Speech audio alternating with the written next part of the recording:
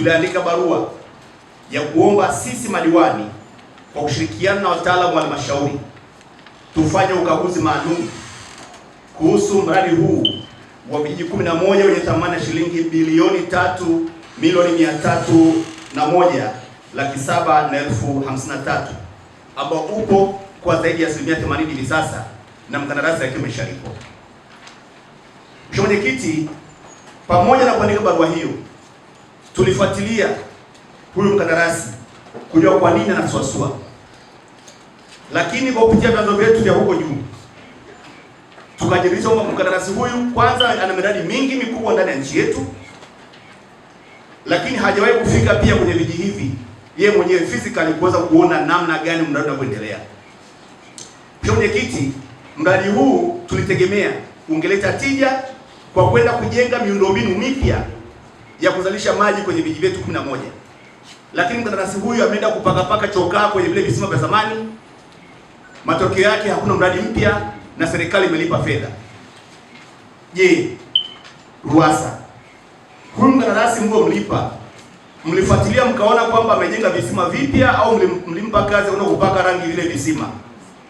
Hilo swala la kwanza. Mheshimiwa Mwenyekiti, wananchi wa Marangu Mashariki na Marangu Magharibi tumeona kwenye taarifa ya RUWASA hapa wanasema moja kati ya changamoto kubwa ni wananchi kutokukubali kutoa maeneo yao bure kwa ajili ya kujenga miundombinu.